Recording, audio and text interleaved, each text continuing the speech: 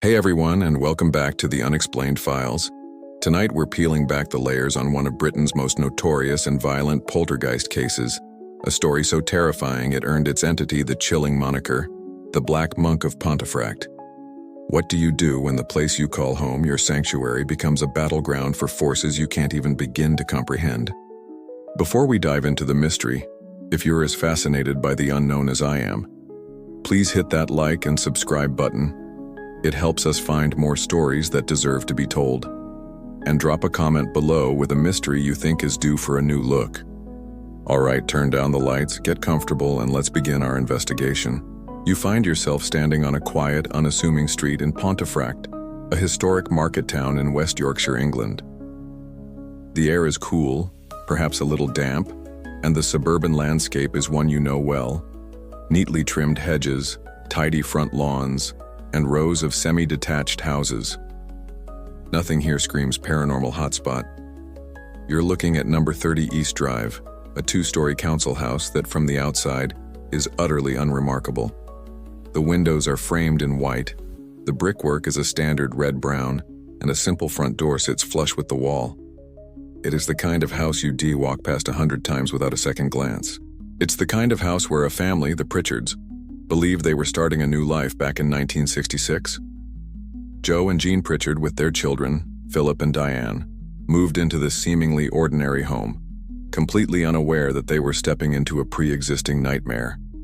The first hint that something was wrong wasn't a ghostly apparition or a blood-curdling scream. It was a seemingly harmless, even quirky domestic oddity. You might have laughed it off at first. The family noticed small pools of water forming in the middle of their hallway, water that seemed to appear from nowhere. When they wiped it up, it would reappear moments later. It was a nuisance, a minor mystery. They checked the pipes, the roof, everything they could think of, but the cause was untraceable. This mundane yet persistent phenomenon was the opening act for a terrifying show, a little ripple that would soon become a tidal wave of fear. It was a small, almost insignificant fact, water appearing from nowhere, that marked the precise beginning of a series of events that would change the Pritchard family's lives forever. But how many times do we dismiss these little quirks, these tiny irregularities, as nothing more than a coincidence? How often do we rationalize the unexplainable until it's far too late? As you peer at the front door of 30 East Drive, you can almost hear the faint splash of water on the linoleum inside, the sound of the family's bewilderment as they try to mop up a leak that has no source.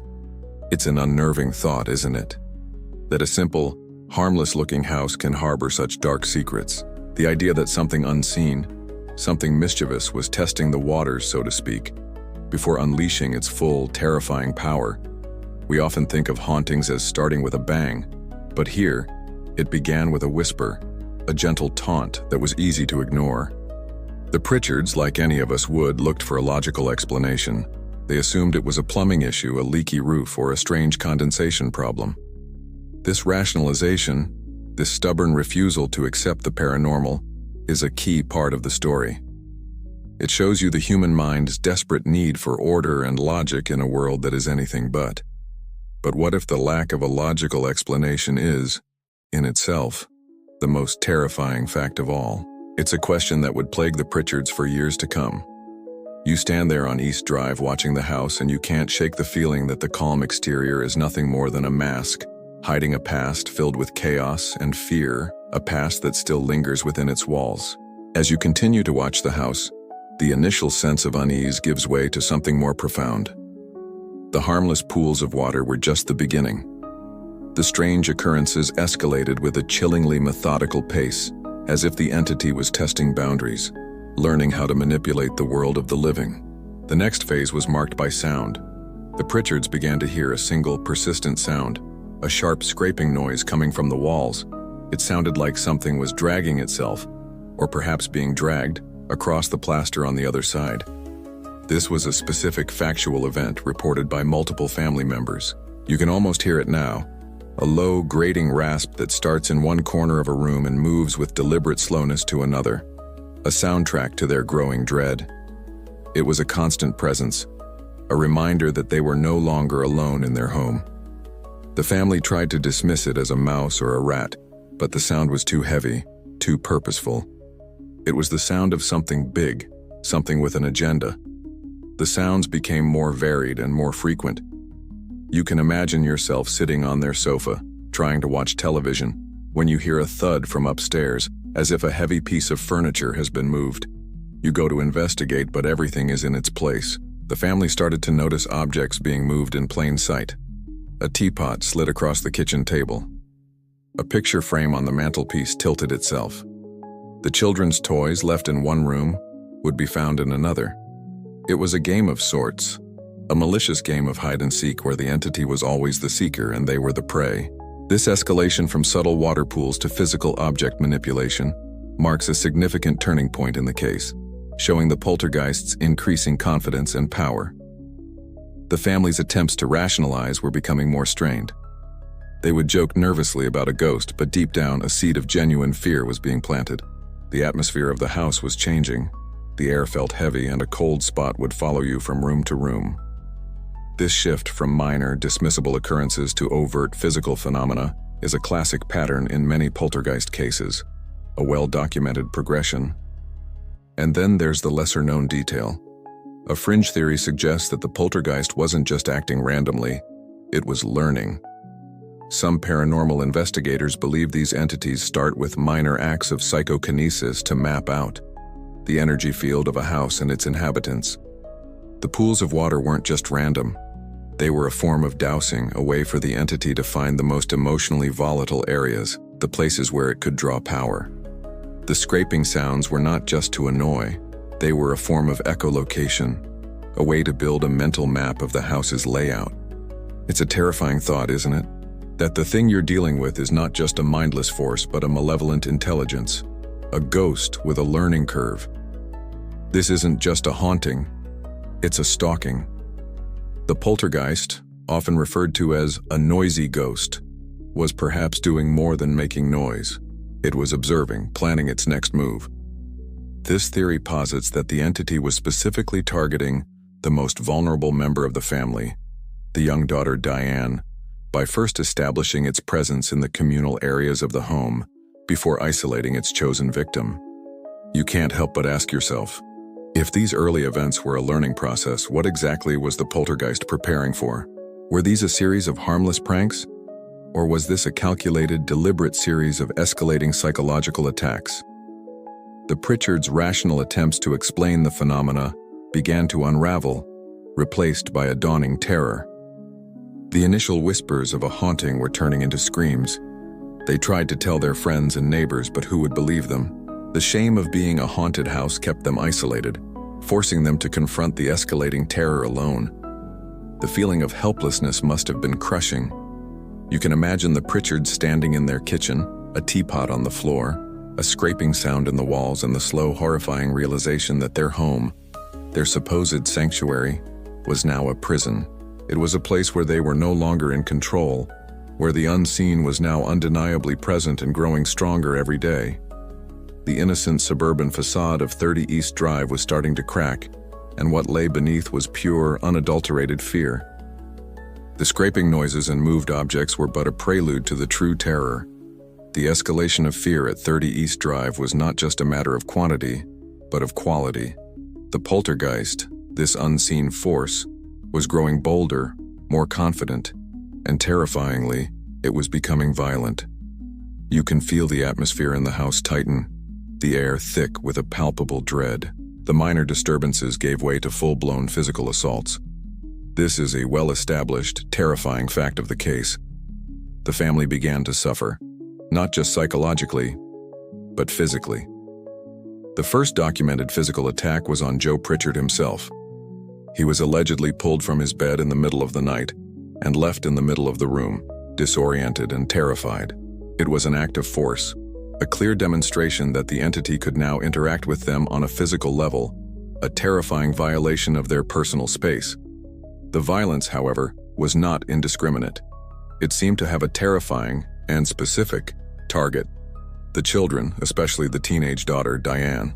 You can imagine the fear, the horror a parent feels when they realize their child is being singled out by something they can see. Diane was reportedly slapped and pushed down the stairs.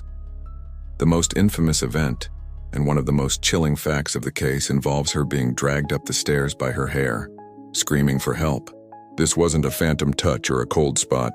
This was a direct, brutal assault, a clear indication of malicious intent.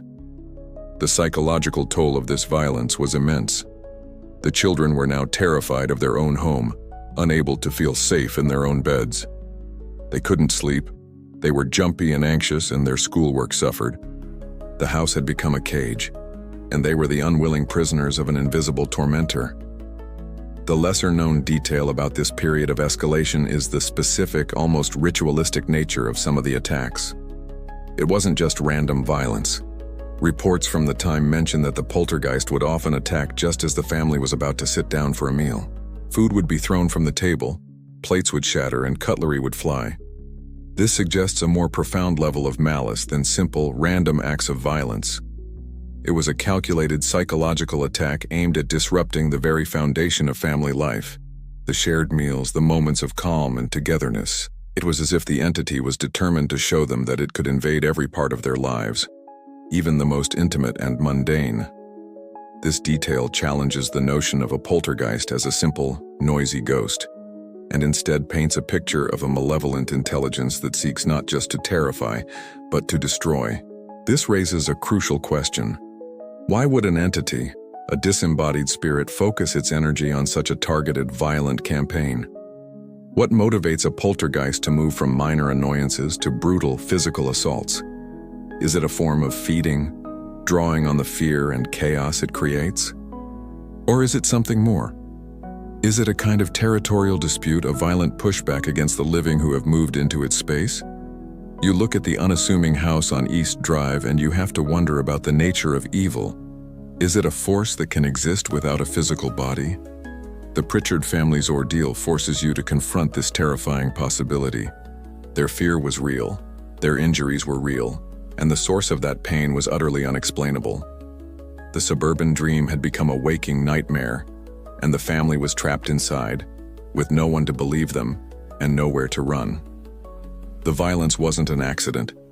It was a message, a clear, terrifying sign that their unseen guest had gone from a nuisance to a predator. The terror at 30 East Drive reached a crescendo that could no longer be ignored. The family's frantic, desperate pleas for help had been met with a wall of skepticism and disbelief from friends and local authorities. But as the physical violence escalated and the phenomena became more frequent and brazen, their story began to trickle beyond their immediate circle. This is a crucial turning point, a well-established fact in the case. The arrival of paranormal researchers and investigators. You can picture them now, arriving at the unassuming house with their cameras, their tape recorders, and their notebooks. These were not fringe occult figures. They were serious individuals from the Society for Psychical Research, like Maurice Grosse and Don Chapman, men who had dedicated their lives to documenting and understanding the unknown. Their presence marked a new chapter, one where the family's private torment was now a public case study. You can imagine the scene as they first entered the house. The air would be heavy, the silence punctuated by a low hum of anticipation. They would set up their equipment, meticulously noting every detail, every cold spot, every strange sound. But as the investigation got underway, a peculiar and terrifying pattern emerged. The entity seemed to react to their presence. The phenomena, instead of ceasing under scrutiny, intensified. This is a key finding in many parapsychological investigations, the belief that the entity draws energy from the very attention it receives. The poltergeist, which had been tormenting the family in private, was now putting on a show for its new audience. Objects flew across rooms with greater speed. The knocking and scraping sounds became louder and more insistent, and the attacks on the family, particularly on Diane, became more frequent and more violent.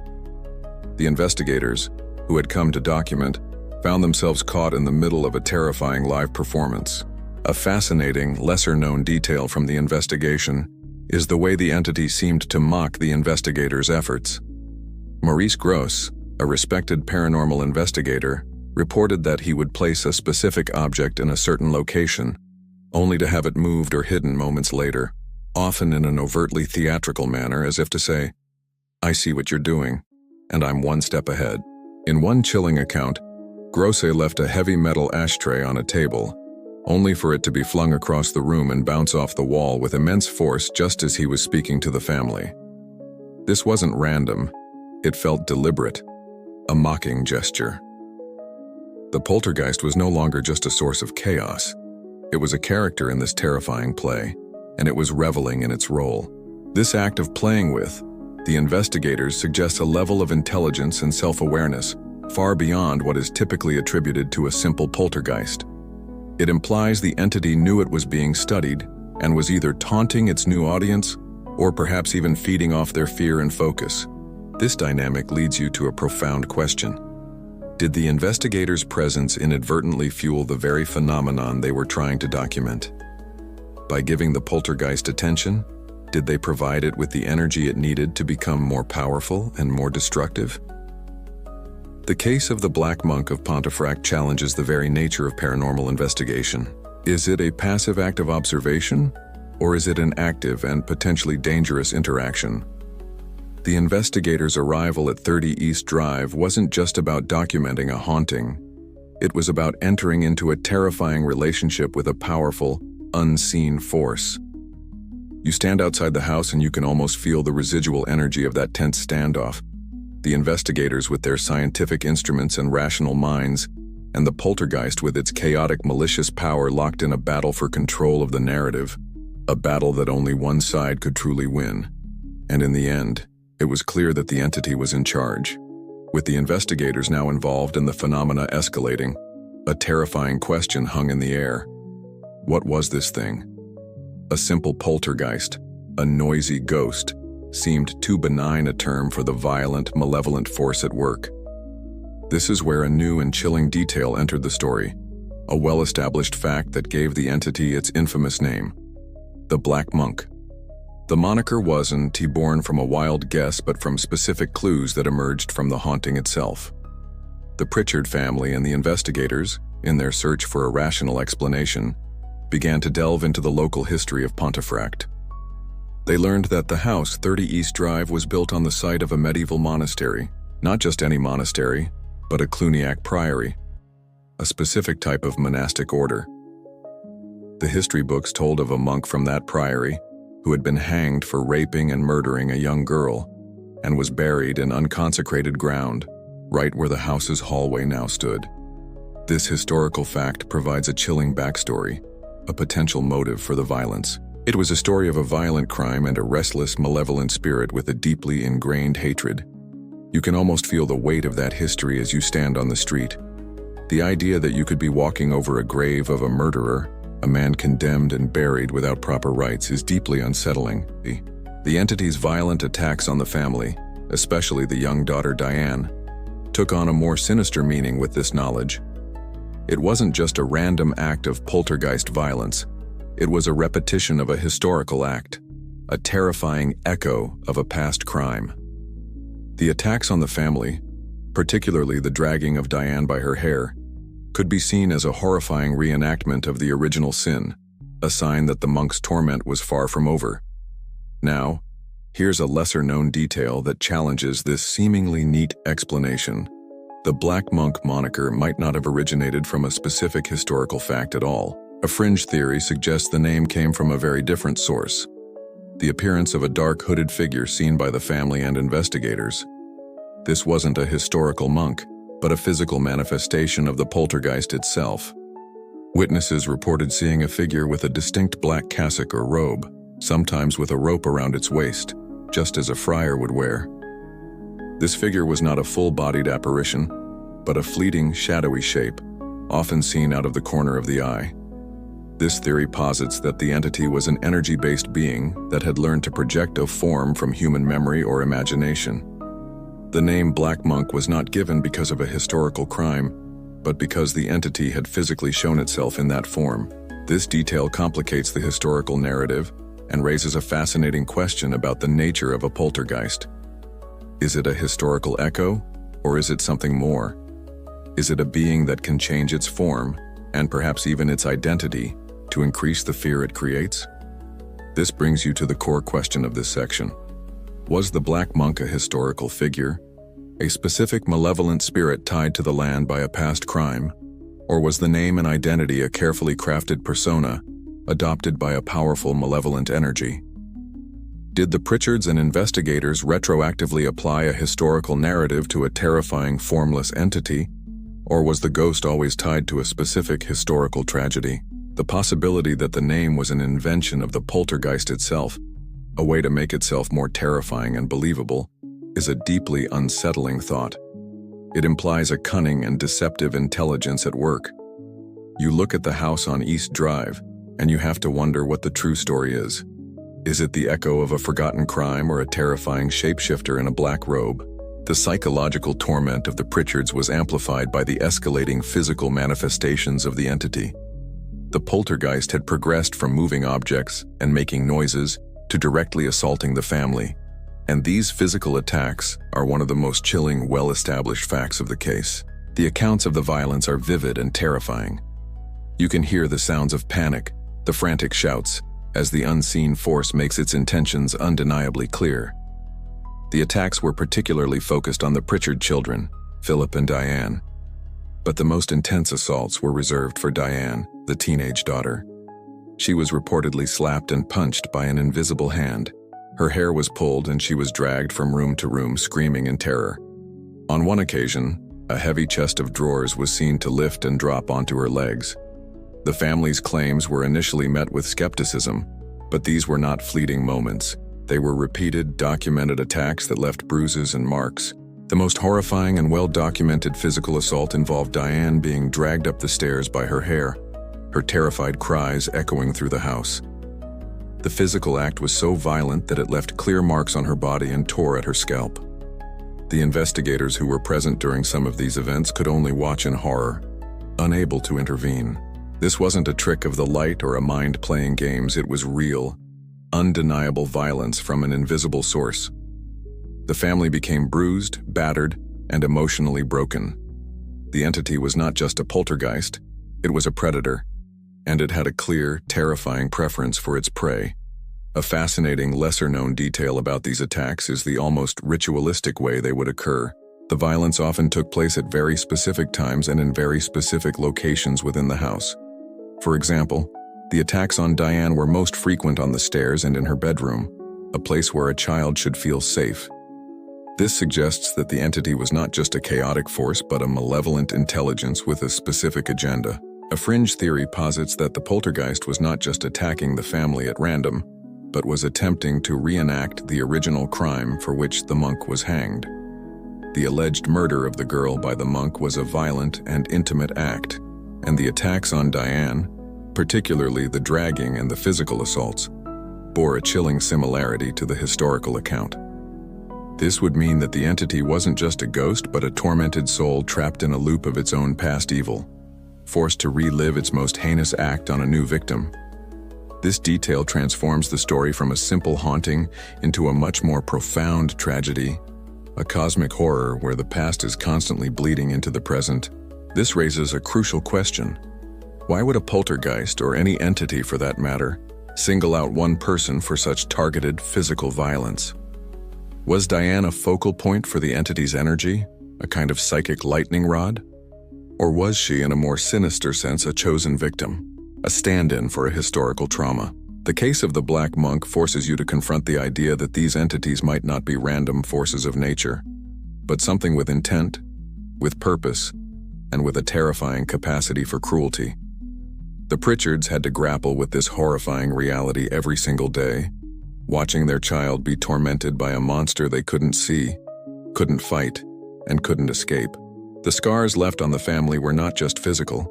They were deep psychological wounds that would never fully heal, a constant reminder of the unseen violence that had become a part of their lives. As the physical violence at 30 East Drive escalated, the Pritchard family found themselves caught in a storm that was no longer confined to the walls of their home. This is a well-established, pivotal fact of the case. The story exploded into the public consciousness, creating a media circus that would forever define the haunting. You can feel the shift in the narrative as the news vans arrive on the quiet street. their bright lights illuminating the once unassuming house. Journalists, paranormal investigators, and curious onlookers began to descend upon Pontefract, hungry for a glimpse of the Black Monk. The story was tailor-made for sensational headlines: a suburban family terrorized by an invisible monster. Newspapers, television programs, and radio shows all wanted a piece of the story. And the Pritchards, once isolated in their fear, were now at the center of a national phenomenon. This media exposure had a profound and complex impact on the family. On one hand, it brought them a sense of validation. People were finally starting to believe them. The investigators' accounts, the photographic evidence, and the sheer number of witnesses gave the story an undeniable credibility. The family was no longer alone in their torment. They were now a source of fascination and, in some cases, sympathy. But on the other hand, the constant scrutiny was a new form of torture. They were hounded by reporters, ridiculed by skeptics, and labeled as either victims or liars. Their private trauma was now public entertainment, and their every move was analyzed and dissected. The house became a destination for the morbidly curious, with people often loitering outside, hoping for a glimpse of something supernatural. The Pritchards, already suffering from the psychological toll of the haunting, now had to deal with the overwhelming pressure of living under a microscope. A fascinating, lesser-known detail about this media circus is the way it might have directly influenced the poltergeist itself. A fringe theory suggests that the entity drew energy not just from the family's fear, but from the collective attention and belief of the public.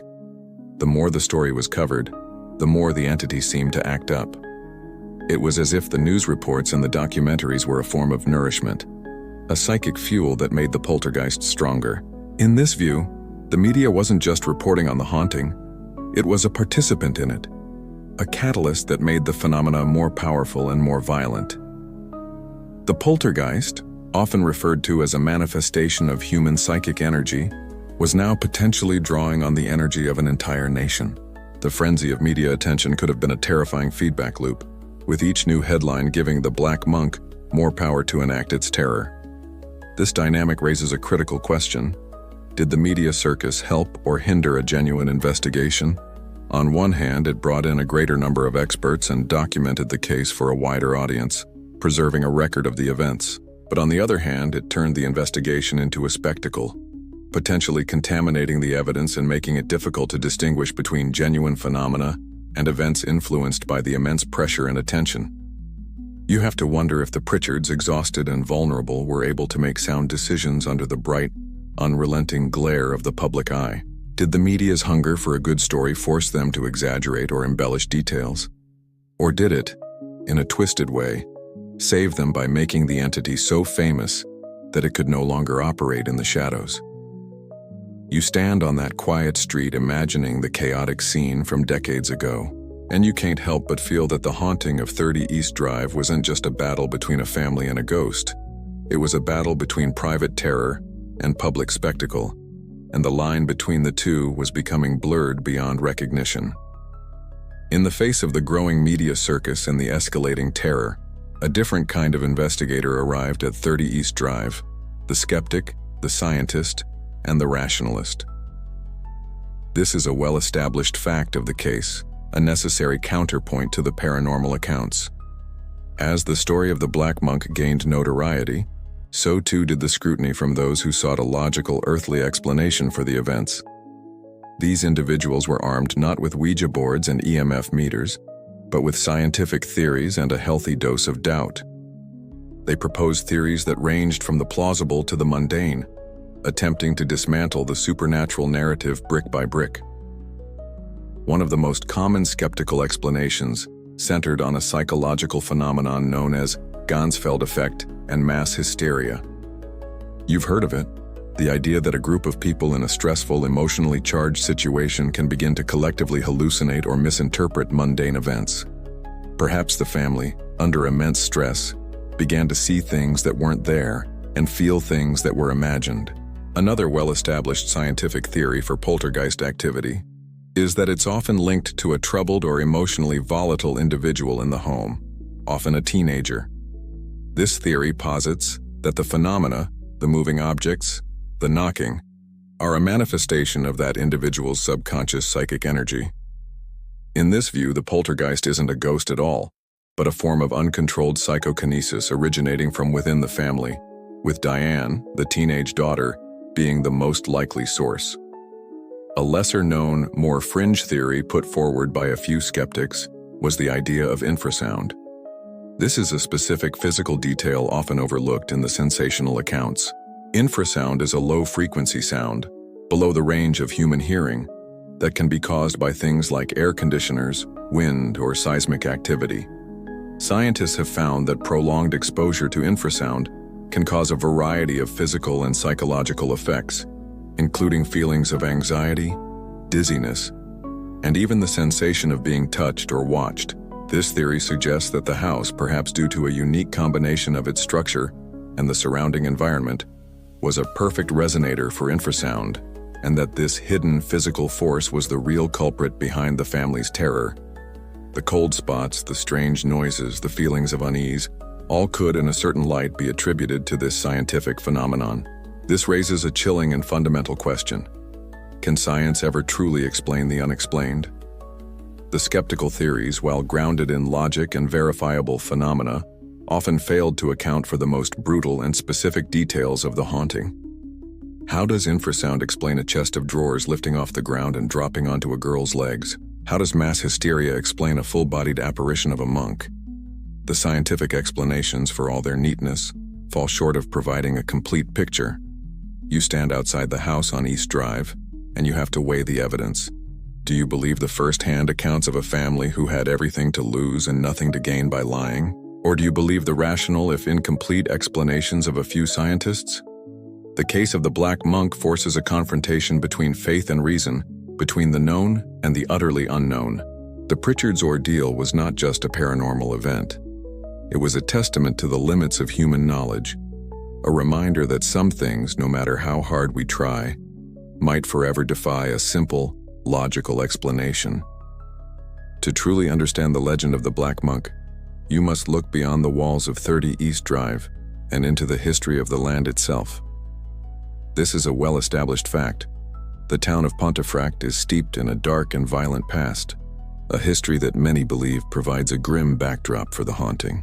You find yourself walking through the winding cobblestone streets and you feel the weight of centuries of history pressing down on you. The town is dominated by the ruins of Pontefract Castle, a historic fortress with a bloody and significant past. It was here that Richard II was imprisoned and died, and the castle was a key site during the English Civil War, besieged multiple times. The very ground you walk on is a testament to conflict, betrayal, and death. This history of violence and suffering is the kind of detail often cited by paranormal investigators as a source of residual haunting.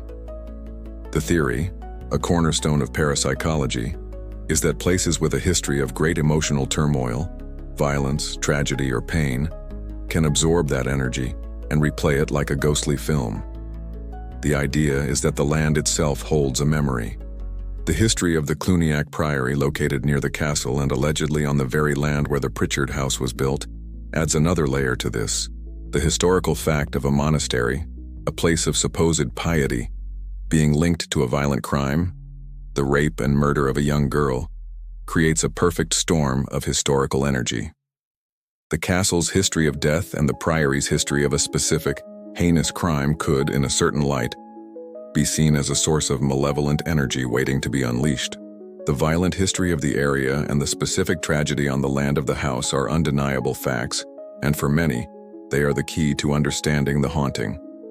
A fascinating, lesser-known detail about this history is the idea of a place memory being tied not just to a specific crime, but to the entire geological and spiritual landscape of the area. A fringe theory suggests that the land around Pontefract has a unique geological makeup, perhaps a high concentration of quartz or other minerals that could act as a kind of battery or amplifier for psychic energy. In this view, the haunting was not just a residual memory of the monk, but a culmination of centuries of pain, suffering, and death from the castle and the surrounding area, all amplified by the unique properties of the land itself. This turns the case from a localized haunting into a much broader, more profound cosmic event. The Black Monk was not just a lone spirit. He was a focal point for a vast ancient energy of violence and despair, a vortex of negative emotion that had been building up for centuries. This raises a crucial question. Is a haunting a personal event, a ghost tied to a specific person or place? Or is it a symptom of a larger geographical spiritual sickness? Does the land itself hold a grudge? The history of Pontefract is full of conflict and tragedy. But does that mean every house built on its soil is destined to be haunted? The case of the Black Monk forces you to consider the possibility that a haunting is not just an isolated event, but a terrifying conversation between the present and the past, a dialogue written in blood and fear. You look at the ancient castle ruins and the unassuming suburban house, and you can't help but feel that they are two sides of the same coin, linked by a shared history of violence and a lingering, powerful sense of dread. The land remembers, and sometimes it seems, it wants to share those memories. The violence and physical chaos of the Black Monk haunting are what often grab the headlines, but the auditory phenomena were just as terrifying and, in some ways, more insidious. This is a well-established fact of the case. The house was filled with a cacophony of unnatural sounds, and these were often the first sign that the entity was about to act. You can close your eyes and imagine the Pritchard family in their living room. The silence is suddenly broken by a series of knocks on the wall, so loud they sound like a fist hammering on the plaster. Then, the knocks respond to questions. A researcher would ask, "Are you a spirit?" And a series of knocks, a prearranged code, would confirm that it was. This kind of intelligent, responsive communication from an unseen entity is a classic hallmark of a high-energy poltergeist case. But the sounds weren't just simple knocks. The family and investigators reported hearing disembodied voices, whispering from empty rooms. They could hear the sound of someone crying, a low, sorrowful wail that would drift down the hallway. On other occasions, the sounds were more terrifying. A guttural roar, as if a large animal was trapped inside the walls. The sheer variety and volume of the auditory phenomena suggest that the entity was not just a simple, unthinking force, but something with a range of expressions from sorrow to rage. The sounds were a constant reminder of its presence, a soundtrack to their living nightmare. It was a way for the Black Monk to show that it was always there, always listening and always in control. A fascinating, lesser-known detail about the auditory phenomena is the specific subtle sounds that may have provided a deeper clue to the poltergeist's nature. A fringe theory posits that the poltergeist had a signature sound, a specific noise that was unique to it. Investigators reported hearing the sound of a sodden rope being dragged across the floor. This detail, often lost in the more sensational accounts, is chillingly specific. It is believed to be a direct link to the historical monk who was allegedly hanged. A sodden rope would be a tangible remnant of his violent death. This suggests that the poltergeist was not just a general source of chaos, but a spirit tormented by the manner of its death, replaying the sounds of its final agonizing moments. This subtle, recurring sound could be seen as the entity's true voice, a nonverbal confession of its identity and its pain. It's a terrifying idea, isn't it? That a simple sound can tell a whole story, a story of violence and torment that has been lingering for centuries.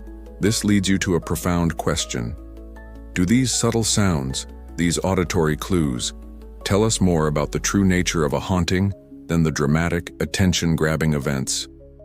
Is the true terror of the Black Monk not in the flying objects or the physical assaults, but in the low, sorrowful sound of a crying voice or the eerie, quiet sound of a rope being dragged?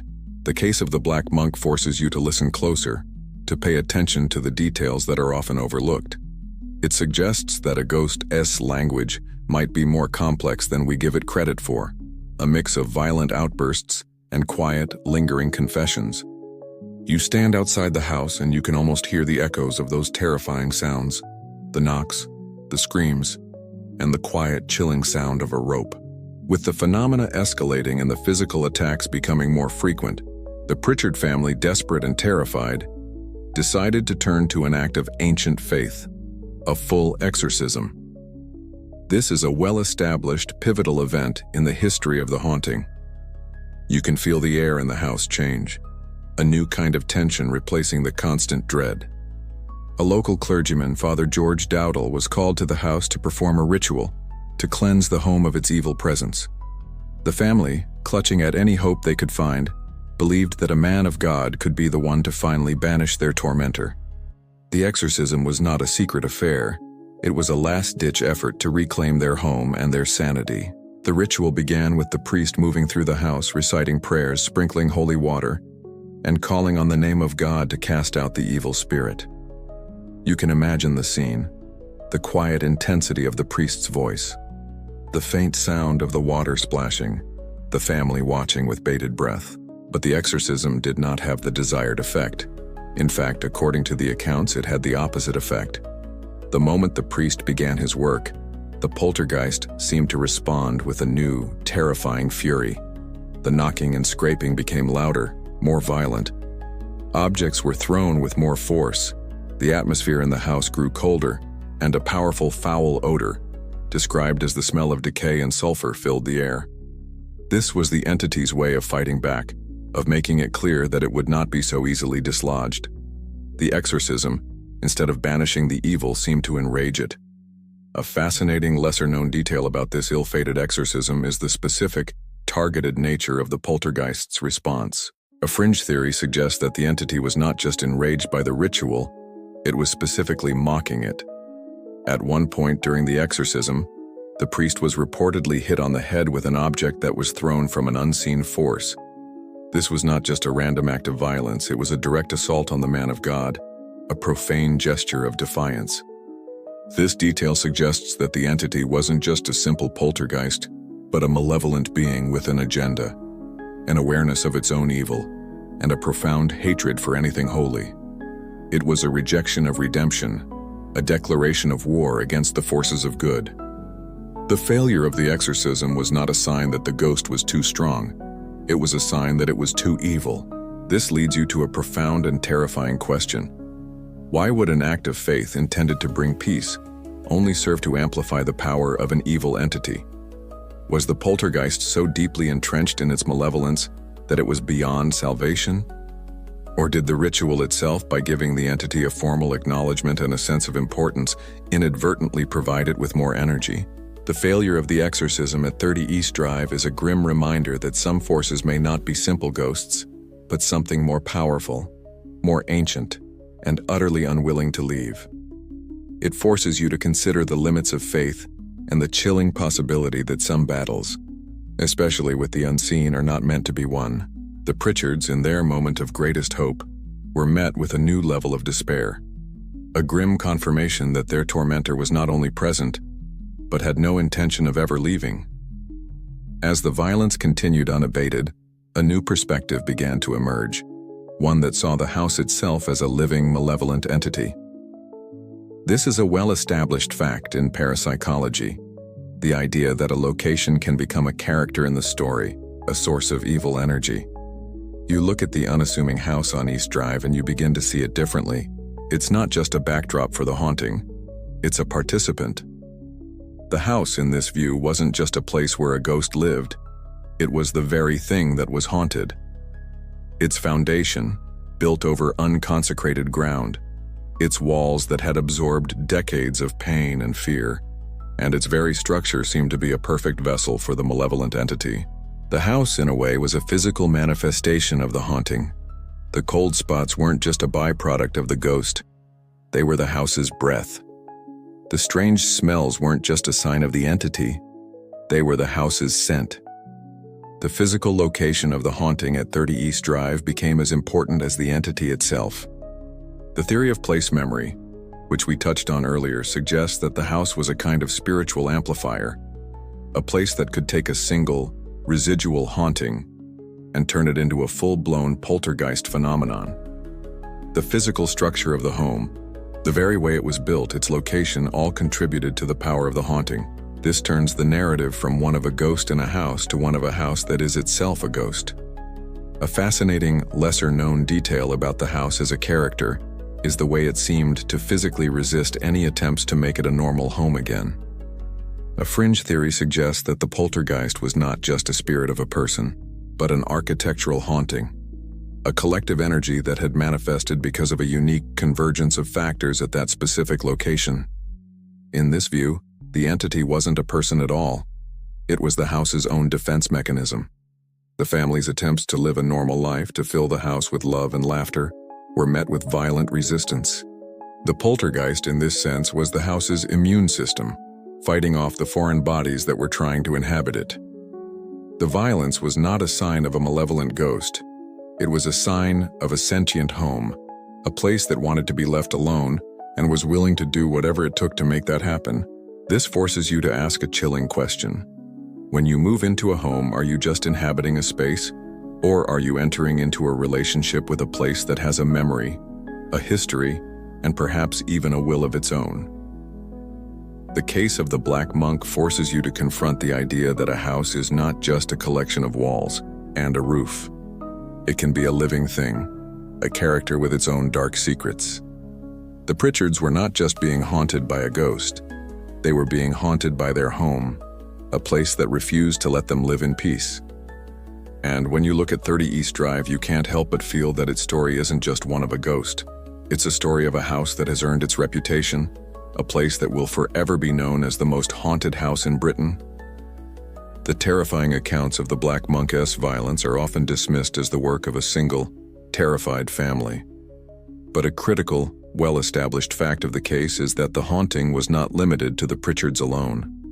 The phenomena extended to guests, paranormal investigators, and even journalists who entered the home. This provides a crucial form of external verification, turning a family's private ordeal into a documented public phenomenon. You can imagine the tension in the air as new people, full of skepticism or curiosity, would arrive at the house. They would come expecting a hoax, but they would leave with a new, profound sense of terror. Many of these external witnesses experienced the same phenomena as the family: objects flying through the air, sudden cold spots, and loud, unexplained noises. One of the most famous examples involves a reporter who, in the middle of an interview, had a heavy object thrown past his head by an unseen force. Another investigator, who had set up a camera in a room, found the camera was inexplicably knocked over and the lens cracked, as if it had been struck by a powerful blow. These accounts, from a variety of people with different backgrounds and levels of belief, provide a powerful validation of the Pritchards' claims. It's one thing to believe a family under immense psychological stress. It's another to believe a cynical, experienced journalist who has been physically assaulted by an invisible entity. A fascinating, lesser-known detail about these attacks on guests is the way the entity seemed to target them with a specific, and sometimes even comical, malice. A fringe theory suggests that the poltergeist, often referred to as a playful or mischievous ghost, was not just attacking the guests at random, but was almost performing for them. In one account, a skeptical visitor was reportedly goosed on the rear end by an invisible hand, a seemingly childish act that nonetheless terrified the individual. In another, a journalist was sitting at the kitchen table and a butter knife suddenly shot straight up out of a knife block and landed point down on the table directly in front of him. This detail complicates the idea of a simple, violent ghost, and instead suggests a malevolent intelligence with a dark sense of humor, an entity that enjoys making people uncomfortable in a very specific, personal way. This level of intelligent, targeted harassment turns the haunting from a random series of events into a deeply personal, psychological game. This brings you to a critical question. How do you explain external validation in a case of a haunting? Is it simply a case of mass hysteria spreading to new people? Or is it a chilling sign that the entity is real and it is capable of interacting with the physical world? The accounts of the Black Monk haunting are full of these moments of external verification, moments that force you to confront the fact that this wasn't just a family chas delusion. It was a real, tangible phenomenon that left its mark on everyone who entered the home. And when you stand outside 30 East Drive, you can help but wonder what it would feel like to be a skeptic who walked in and a believer who walked out, a new member of the terrified legion who had met the Black Monk face to face. In the age of technology, the search for proof has moved beyond eyewitness accounts and into the realm of the tangible. A well-established fact of the Black Monk case is the existence of unsettling photographic evidence, a visual record that has both fascinated believers and provided fodder for skeptics. You can pull up the images on your screen right now and feel the chill run down your spine. The most famous of these is a photograph taken by a journalist that appears to show a strange, white amorphous face peeking from the window of 30 East Drive.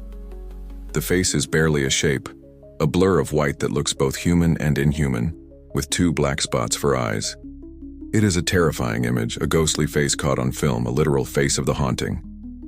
This photo, along with others that purportedly show flying objects and strange shadows, became a central part of the public narrative.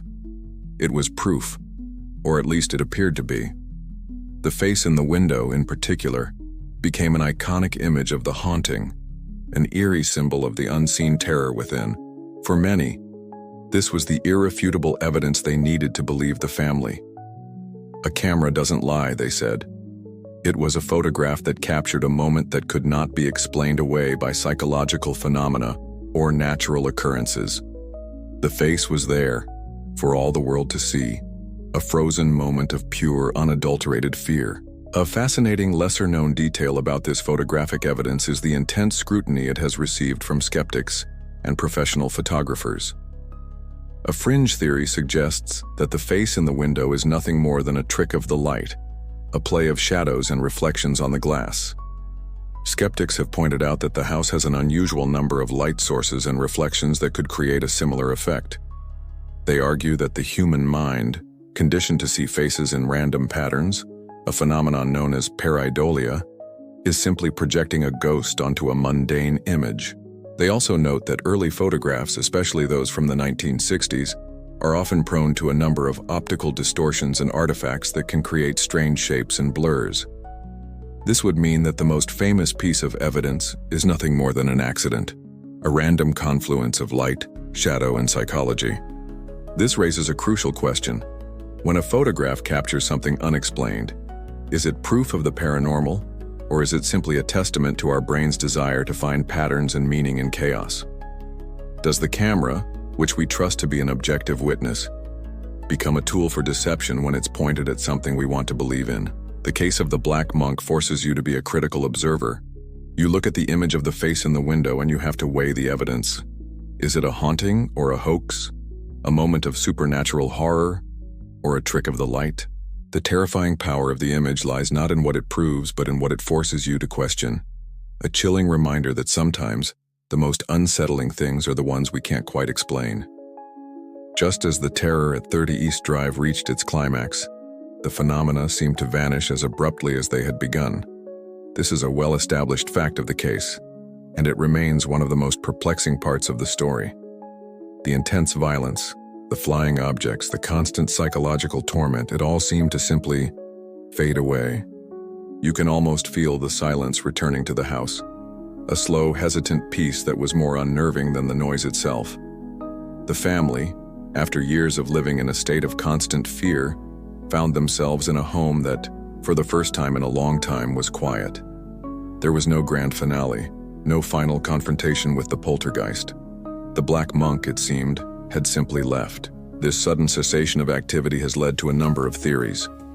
One of the most common is that the entity, having expended its energy, had simply gone dormant.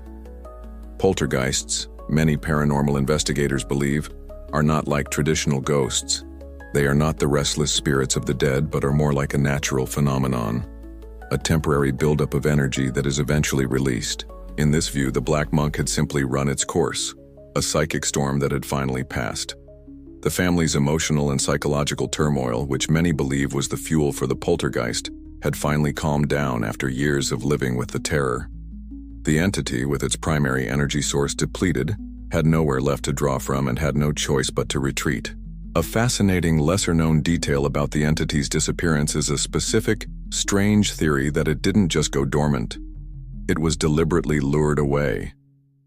A fringe theory suggests that a small group of investigators, in a final act of desperation, used a unique form of a banishment ritual that was not an exorcism, but a kind of psychological trick. They reportedly used a combination of positive energy, meditation, and a form of psychic bait to make the entity believe it had won and was no longer needed. The theory posits that the poltergeist was not a malevolent being but a bored or playful one, and that by giving it a sense of finality and victory, they were able to convince it to move on. This detail challenges the idea of the Black Monk as a truly evil being, and instead paints it as a trickster, a malicious imp that could be fooled into leaving. This leads you to a final, chilling question. Does an entity truly leave, or does it simply lie in wait? The Pritchards, for all their newfound peace, must have lived with the constant nagging fear that the Black Monk could return at any moment. The case of the Black Monk forces you to consider the possibility that some hauntings never truly end. They just go into a period of silence. The calm is a deception, a brief respite before the storm returns. And as you stand outside the quiet house on East Drive, you can't help but wonder if the spirit of the Black Monk is still there, patiently waiting for the next family to walk through its door, ready to begin its terrifying game all over again. The silence at 30 East Drive, which had brought such a hesitant peace to the Pritchard family, was not a permanent solution. This is a chilling, well-established fact. Years later, after the Pritchards had moved on and a new family had taken up residence, the Black Monk returned. The haunting, it seemed, was not tied to a specific family, but to the house itself. You can imagine the dread that must have gripped the new occupants as the subtle signs began to reappear. The cold spots, the faint scraping noises, the inexplicable pools of water. It was a terrifying déjà vu, a grim confirmation that the entity had not been banished, but had simply been dormant, waiting for a new family to torment. The new occupants, a family who wished to remain anonymous, were initially told that the house had a bit of a history. They, like the Pritchards before them, tried to rationalize the initial phenomena. But as the events escalated from minor annoyances to something more sinister, they had to confront the terrifying reality that the Black Monk was back. The phenomena, according to reports from this period, were not as intense or as violent as they had been during the Pritchards' tenure, but they were undeniably present. Objects were moved, doors would open and close on their own, and the unsettling sounds returned. The house, it seemed, was a stage, and the Black Monk was the star, ready to perform for a new audience.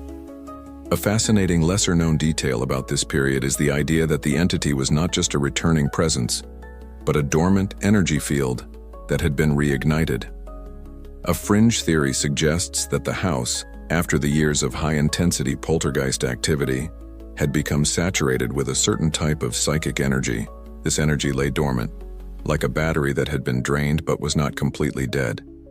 When the new family moved in, their own unique emotional and psychological energy acted as a catalyst, recharging the house and reawakening the entity. The haunting, in this view, was not a conscious act of a spirit returning, but an inevitable consequence of the house's unique psychic properties. The haunting was a natural reaction, not a malicious one. This detail transforms the story from one of a vengeful ghost to a much more complex, scientific one, a chilling tale of a house that had become a paranormal magnet. This leads you to a profound question. Can a haunting lie dormant? Does the energy of a traumatic event linger in a place, waiting for the right conditions to re-emerge? The return of the Black Monk forces you to confront the terrifying idea that a house can be a kind of spiritual time bomb, with its past traumas and violence buried within its walls, waiting to be unearthed. The Pritchards' ordeal was not a one-time event. It was the first chapter in a story that continues to this day. And as you look at the house, you have to wonder if the ghost of the Black Monk is always there. A silent, unseen presence, a shadow waiting to spring back to life. For the Pritchard family, the Black Monk was more than just a ghost story. It was a life-altering trauma that left deep, lasting psychological scars. This is a well-established, poignant fact of the case. You can't go through an experience like that and come out of it unchanged. The haunting wasn't just about flying objects and scary noises. It was about living in a constant state of fear, of having your sanctuary violated, and of being tormented by an unseen, malicious entity. For decades after they left the house, the family lived with the lingering shadow of the Black Monk. The psychological impact on the children, particularly the daughter Diane, was immense. As a teenager, she had been the primary target of the entity's most violent attacks. The trauma of being physically assaulted by an invisible force, of being dragged by her hair and beaten, left her with a profound sense of anxiety and a deep-seated fear that the poltergeist would follow her wherever she went. The sense of helplessness, the feeling that she was a prisoner in her own home, was a wound that would never fully heal. The family's experience with the media circus, the constant scrutiny, and the public ridicule only compounded their trauma, leaving them isolated and misunderstood. A fascinating lesser-known detail about this psychological aftermath is the strange way the family members reported feeling a kind of psychic echo of the haunting years later.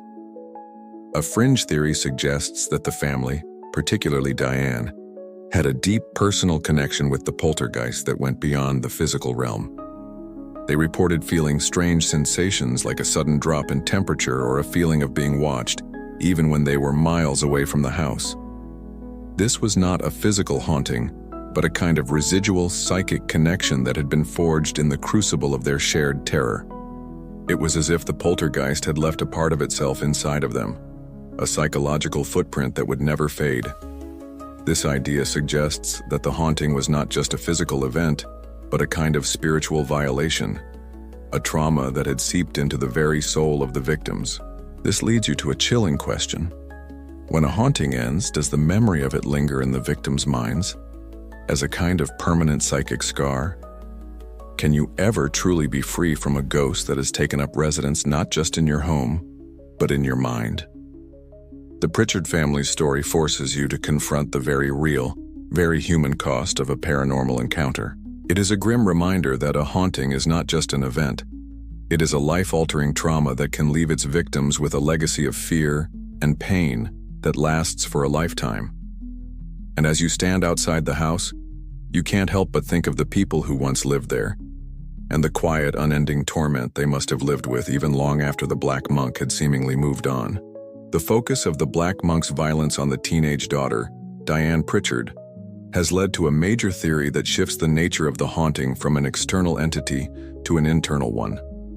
This is a well-established fact in parapsychology, the idea that the poltergeist was not a separate entity at all, but a manifestation of Diane's own subconscious energy. You can almost feel the shift in perspective as you consider this possibility, a frightening thought that the source of the terror was not a ghost, but a part of a person herself. This theory, known as recurrent spontaneous psychokinesis, RSPK, is a cornerstone of parapsychological research. It suggests that individuals, particularly teenagers going through the turbulent emotional and physical changes of puberty, can subconsciously create and project psychic energy. This energy can then manifest as physical phenomena, such as moving objects, making noises, and even causing physical harm. The attacks on Diane, in this view, were not the work of a ghost, but a byproduct of her own psychic turmoil, a kind of internal emotional storm that was lashing out at the world around her. This theory is supported by the fact that poltergeist activity often begins and ends with the onset and conclusion of a young person's puberty. The focus on Diane, her emotional stress, and her age all point to her as a potential catalyst for the phenomena. A fascinating, lesser-known detail about this psychic connection is the subtle, almost symbiotic relationship that seemed to develop between Diane and the entity. A fringe theory suggests that the poltergeist, if it was indeed an external entity, was not just feeding on her fear but was also communicating with her on a subconscious psychic level. Some reports from the time mention that Diane at certain moments seemed to know when the entity was about to act before anyone else did. This wasn't just a heightened sense of fear. It was a kind of telepathic link, a shared connection between her and the poltergeist.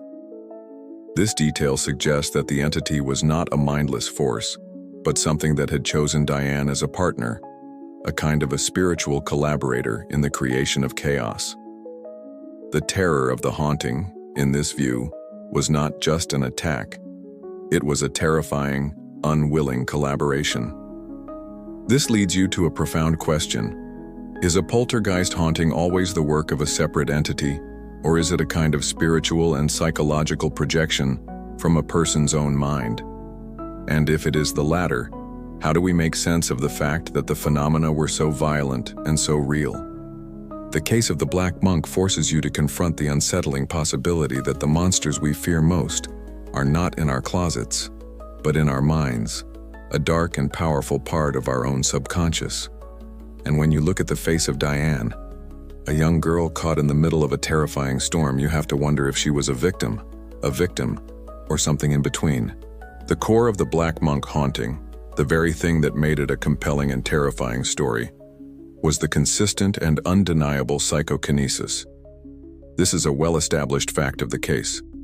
Objects in the house would move, fly, and shatter, as if by an invisible hand. You can almost hear the crash of a plate in the kitchen or the clatter of a chest of drawers as you walk through the home in your mind. This wasn't a one-time event. It was a daily occurrence. A constant reminder that the family was not in control of their own home. The sheer variety of the psychokinetic events is a testament to the power of the entity. You hear about flying kitchen utensils, plates being thrown, and furniture being moved across the room. The most chilling accounts, however, are the ones involving heavy objects.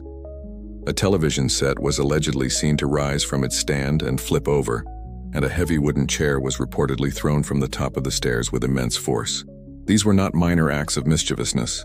They were powerful displays of an unseen physical force. These events were not just witnessed by the family, but by paranormal investigators and journalists who were present at the time, providing a crucial first-hand account of the impossible. A fascinating lesser-known detail about these acts of psychokinesis is the specific and sometimes bizarre nature of the objects that were targeted. A fringe theory suggests that the poltergeist was not just moving objects at random, but was targeting objects that had a specific emotional or historical significance. For example, a teacup that belonged to the family matriarch was reportedly a frequent target. This suggests that the entity was not just a mindless force, but something with a deep, malevolent understanding of the family's emotional bonds.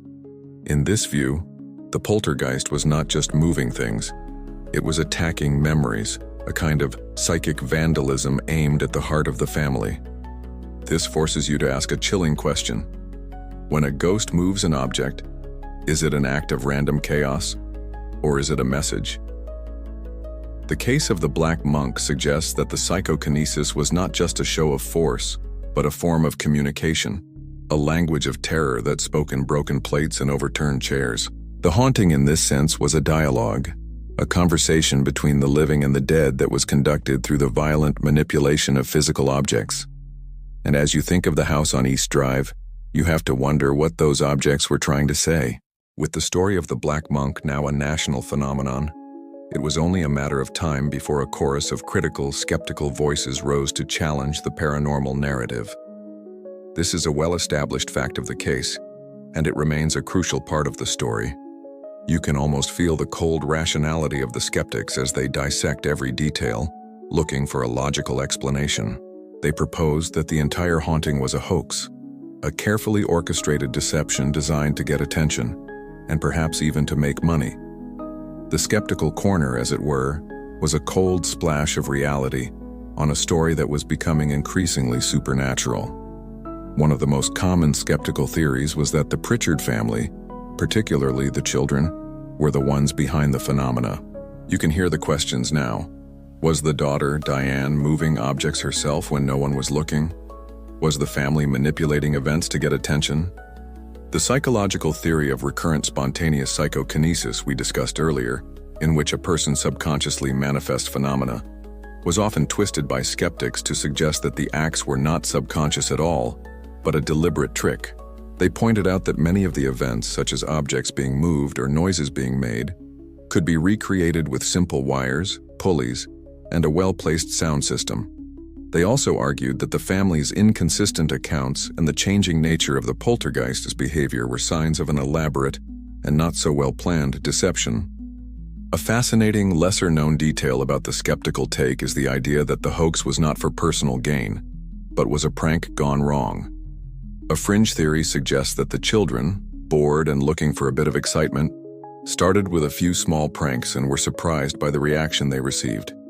The initial media attention and the arrival of paranormal investigators, in this view, created a situation where they were unable to back out of the deception. The hoax, which started as a game, spiraled out of control and became a life of its own, with the children too afraid to confess to the truth. This detail paints the family not as malicious liars, but as victims of their own misguided actions, trapped in a lie they could no longer escape from. This leads you to a profound question. Where is the line between a genuine haunting and a hoax? And how do we, as investigators, know when that line has been crossed? The case of the Black Monk of Pontefract forces you to weigh the evidence for and against a genuine haunting. Do you believe the eyewitness accounts, the physical evidence, and the testimony of countless investigators? Or do you believe the rational, if cynical, explanations of the skeptics? The true terror of the Black Monk is not knowing the truth, the nagging suspicion that the most terrifying thing of all might be the things we are willing to believe. And as you stand outside the house, you can help but wonder if the story of the Black Monk is a testament to the supernatural or a chilling tale of human deception. The story of the Black Monk of Pontefract is one that has transcended its origins and become a staple of paranormal folklore. A well-established fact of the case is its enduring legacy in popular culture, particularly in film and documentary. The haunting of 30 East Drive has been the subject of countless books, television shows, and, most notably, a number of feature films. This cinematic portrayal has cemented the Black Monk's place in the pantheon of famous hauntings, bringing the terrifying story to a global audience. The films, such as When the Lights Went Out, 2012, and The Haunting of 30 East Drive, 2019, often take a great deal of artistic license with the original events. They sensationalize the violence, exaggerate the terror, and often create dramatic and fictional climaxes that never happened in real life. These cinematic portrayals, while entertaining, have a significant impact on public perception. They often turn the family's painful, traumatic experience into a simplified horror story, a kind of paranormal entertainment. The Black Monk in these films is not a complex, multifaceted entity, but a simple, evil monster. A fascinating, lesser-known detail about these film adaptations is the way they have, in some cases, unintentionally preserved the legend and even inspired new investigations. A fringe theory suggests that the films, by bringing the story to a wider audience, have made more people aware of the haunting and have encouraged them to visit the site or to conduct their own research. The cinematic portrayals, for all their inaccuracies, have kept the story alive, a kind of cultural ghost that refuses to die. In this view, the films are not just a form of entertainment. They are a kind of living folklore, a new chapter in the story that continues to be written with every new adaptation. This leads you to a profound question. Does the cinematic portrayal of a haunting help or hinder a genuine investigation? Does it preserve a story or turn it into a caricature? The case of the Black Monk forces you to consider the complex relationship between fact and fiction, between a family's trauma and the public's fascination. And as you watch the films and the documentaries, you can't help but wonder if the Black Monk has become something more than a ghost. It has become a cultural icon, a symbol of the unknown that will forever haunt our screens and our imaginations. Today, the house at 30 East Drive has gone through a remarkable transformation. This is a well-established final fact of the case. It has been purchased by a new owner and has been converted into a paranormal tourist destination. You can now book an overnight stay, a guided tour, or a paranormal investigation at the very house where the Black Monk once terrorized a family. The house, which was once a symbol of fear and terror, is now a commercial enterprise, a haunted bed and breakfast for those who are brave enough to spend a night in the most haunted house in Britain. This commercialization of the haunting has brought a new kind of scrutiny and a new set of ethical questions. On one hand, it has given the public a chance to see the house for themselves, to feel its energy, and to experience a small part of the terror that the Pritchards went through. It has also helped to preserve the legend, ensuring that the story of the Black Monk will never be forgotten. For many, this is a positive development, a way of honoring the history of the house and the family who lived there. A fascinating, lesser-known detail about the commercialization is the strange way the phenomena have reportedly continued, and in some cases, have become more intense with the constant stream of visitors. A fringe theory suggests that the house, which has become a magnet for psychically sensitive people, is now feeding on the collective energy of the visitors, the fear, the excitement, and the belief that they bring with them. The more people who visit, the more energy the entity has to manifest itself. In this view, the commercialization of the house is not just an exploitation of a traumatic event. It is a kind of ritual that is constantly recharging the haunting, a modern-day seance that is conducted every single night. This leads you to a chilling question. Is it ethical to commercialize a place of such profound terror and trauma? Are we, by visiting the house, not just passive observers but active participants in the haunting? The conversion of 30 East Drive into a tourist destination forces you to confront the complex relationship between a ghost story and a business, and the very real possibility that we are not just telling a story, but are also perpetuating a trauma. And as you look at the booking page for a night at the house, you have to wonder what it would feel like to pay money to be scared, and what kind of energy you would be leaving behind. The identity of the Black Monk has always been tied to the historical crime of the hanged friar. But what if the legend isn't just a story, but a challenge, a kind of ghostly scavenger hunt? A well-established fact of the case is the ongoing and often fruitless search for the final resting place of the monk. You can feel the sense of historical urgency as researchers and paranormal enthusiasts scour local records, old maps, and historical texts, searching for any clue that could lead them to a specific burial site. The idea is that if the monk's remains could be found and given a proper burial, the haunting might finally end. The search for the grave is a testament to the human need for closure, for a tangible solution to an intangible problem. The local folklore, the historical accounts of the Cluniac Priory, and the specific details of the haunting all point to a burial site on or near the property of 30 East Drive. Researchers have used a variety of methods, from ground-penetrating radar to dowsing rods in their search, but the grave has never been definitively found. It remains a tantalizing mystery, a final, unwritten chapter in the story of the Black Monk. The search for the grave is not just a scientific endeavor, it is a spiritual one, a kind of final act of mercy for a soul that has been tormented for centuries. A fascinating, lesser-known detail about this search is the existence of a fringe theory that the grave is not a physical place at all, but a metaphorical one. This theory suggests that the Black Monk's grave is the haunting itself. In this view, the entity is a kind of spiritual prison, a place where the monk's tormented soul is trapped. The haunting is not a sign that he is wandering, it is a sign that he is confined. The only way to find his grave is to find a way to end the haunting, to finally release his soul from its torment. This detail transforms the story from a simple historical mystery into a much more profound spiritual dilemma. The search is not for a physical body, but for a spiritual solution. This leads you to a chilling question. Is the Black Monk haunting the house, or is the house haunting the Black Monk? Is the spirit a tormentor or a prisoner? The unceasing search for his final resting place forces you to confront the possibility that the solution to a haunting may not be in the physical world at all, but in the spiritual one. And as you think of the generations of researchers who have tried and failed to find his grave, you can't help but wonder if they were looking in the wrong place all along. The story of the Black Monk of Pontefract is not an isolated incident. It is a fascinating case study in the broader history of poltergeist hauntings around the world. This is a well-established fact. The Black Monk case shares many common characteristics with other well-documented events, but it also has unique elements that set it apart. By placing the Pontefract haunting in a global context, we can begin to see if there is a common thread that runs through these terrifying stories. The similarities are striking.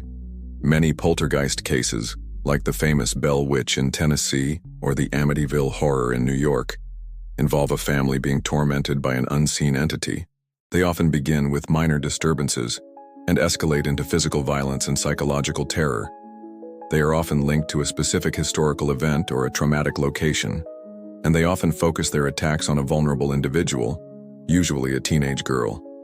The Black Monk case, with its focus on the Pritchard children and its escalation into physical violence, fits this pattern perfectly. It is a classic poltergeist case, a textbook example of a noisy ghost. However, a fascinating, lesser-known detail about the Black Monk haunting is its unique and specific malice. A fringe theory suggests that the Black Monk was not a typical poltergeist at all, but a malevolent entity with a profound intelligence and a personal grudge. Unlike many other poltergeist cases where the entity seems to be a chaotic, mindless force, the Black Monk seemed to be deliberately mocking the family and the investigators. It seemed to have a sense of humor, a dark and twisted intelligence that allowed it to play a game with its victims.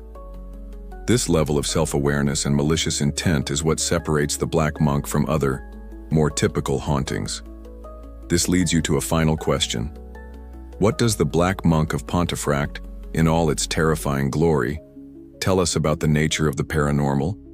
Is it a universal phenomenon, a kind of spiritual law that governs the unseen world? Or is it a series of unique, individual events that defy all attempts at classification? The case of the Black Monk forces you to confront the possibility that there is no single answer to the question of a haunting, but a series of interconnected mysteries, a web of fear that stretches across the globe and back through history. And as you think of the many different faces of terror around the world, you can't help but feel that the Black Monk, in all his dark glory, is a special kind of monster. We have journeyed through the terrifying history of 30 East Drive, from the first seemingly harmless pools of water to the violent physical assaults that left the Pritchard family bruised and battered. We have looked at the historical backdrop of a hanged monk, the scientific theories of skeptics, and the enduring legacy of the haunting in popular culture. We've considered the possibility of a hoax, the psychic connection of the victims, and the moral questions of commercializing a place of trauma. The evidence, from eyewitness accounts to photographic anomalies, has been laid bare for you to examine. We've compared the Black Monk to other hauntings around the world, and we've searched for his elusive grave. But for all of our investigations and all of our analysis, a profound and final question remains. What was the Black Monk? Was he a malevolent spirit, a lingering echo of a historical crime? Was he a psychological projection, a violent manifestation of a family's subconscious turmoil? Was he a figment of a mass hysteria, a collective delusion fueled by media attention? Or was he something else entirely, a force beyond our comprehension, a being with a will of its own that chose the house on East Drive as its home and the Pritchards as its unwilling subjects? The evidence is there, but the answer remains elusive, a chilling reminder that some mysteries are not meant to be solved but only to be lived with. The story of the Black Monk is a testament to the power of the unknown, a chilling reminder that even in the most mundane of places, the line between our world and the next can be terrifyingly thin. It forces us to ask ourselves if we are truly in control of our lives, or if there are forces at work that are beyond our understanding waiting to be unleashed. The legend of the Black Monk of Pontefract is not just a ghost story. It is a question, a lingering doubt that will forever haunt the quiet, unassuming street of East Drive. It leaves you with a final thought, a lingering, unsettling question. If the Black Monk's grave is not a physical place, and the haunting is not just an event, what then is the ultimate destination of the human soul? That's all for today. Stay curious, stay questioning, and I'll see you in the next file.